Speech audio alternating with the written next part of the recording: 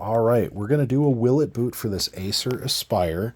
This is an AS2100 made for Windows 98. It's got a tiny little power supply, but pretty cool. It's got a modular cooling fan on the side, a Maxtor hard drive. I had one of these back in the day. It's like super nostalgic for me to see.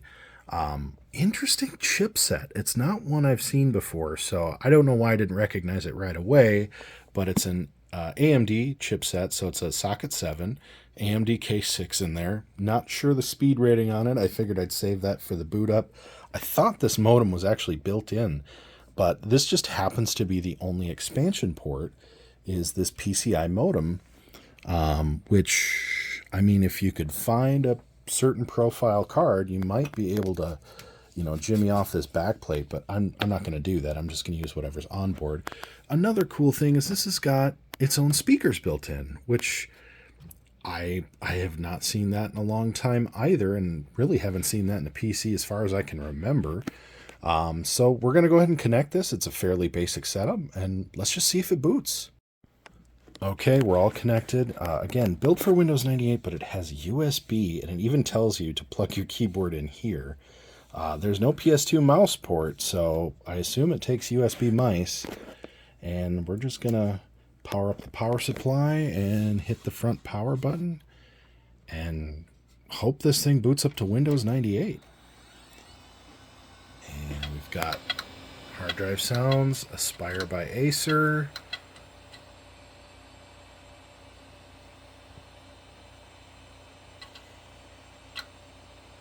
Hard drive's loud, but I'm hoping that that's not a click of death. Acer Windows 98. Wow, it's even got like an embedded image into the classic Windows 98 loading screen. I mean, I'm a little bummed, although the Maxtor hard drive I used to have was pretty darn loud too. But I'm hoping that's not indicative of potential future issues, because I'd really, really love it if I had a Windows 98 machine, because so far I've been knocking it out of the park. I've got a Windows 95 486 actually right here. I just booted up a Windows ME machine before this, and before that a Windows XP machine.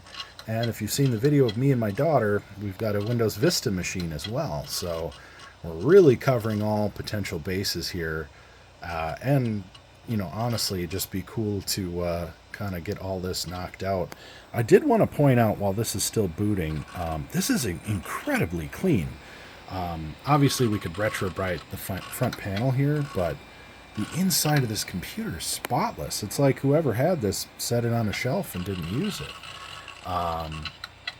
Looks like we got some interesting mouse animation here. It found the monitor. I'm guessing it's going to find the keyboard and the mouse. Oh, yep, you can actually hear that speaker. So the speaker works.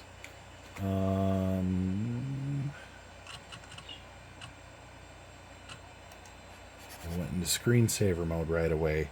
I'm having a thought that it might not be recognizing the keyboard. And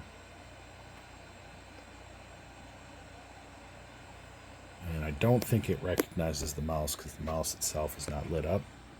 So it could be a challenge.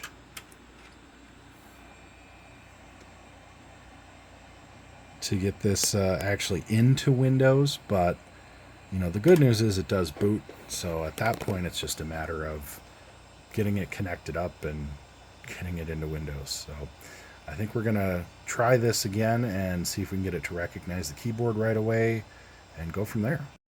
So we're having some issues getting it to recognize the keyboard. It recognizes it in the check disk, which I shut it off improperly the first time. So I think it will recognize the keyboard. However, when it gets to Windows, it wants to install the monitor first before the keyboard, which is silly, but it is Windows 98. So hopefully, I think by booting it up without a monitor attached and then letting it detect the keyboard first, I'm hoping that maybe it'll install the keyboard blindly here if I let it think all the way through and let it get to Windows and then hit enter enough times.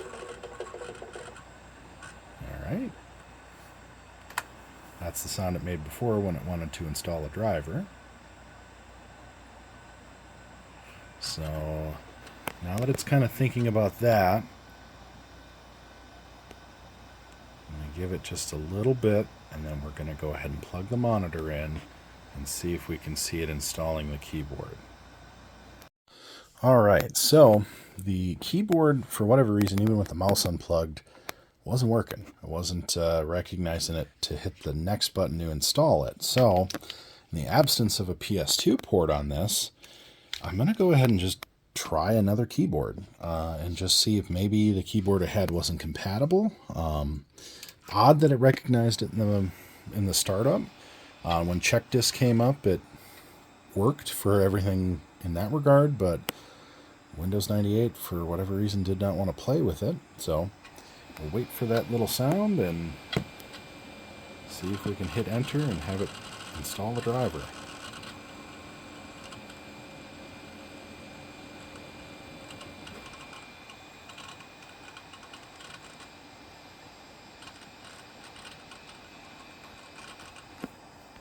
Alright, so got the sound. We're hitting buttons. And we're hitting buttons on the keyboard. And I hate to say it, but still nothing, unfortunately. Really kind of a bummer. I was hoping to just kind of have this work, but, you know, I guess I can't go 3 for 3 on these, but I was hoping that if I just connected a different keyboard, still the mouse doesn't work. I mean, at this point, I'm not really sure where to go from here, so I'm going to turn it over to you guys who are watching, or you gals, or anything else watching these. I am really open to any suggestion you have. Would really love to hear how I might be able to get this keyboard installed. Unfortunately, I don't have an Acer keyboard of the era, so I don't think I'm going to be able to find whatever came with this, unfortunately, but I'd love to get it going. I don't know if it needs like a manual BIOS update. The other thing I found very strange is it's got like a fast boot, and for whatever reason I can't seem to get it into setup mode. So even though the keyboard works outside of that, and I do notice when I turn it off, even the mouse responds, I just don't know. I don't know if it's going to be possible, but really inspired to see Windows 98 again, and hopefully we can get the keyboard situation figured out.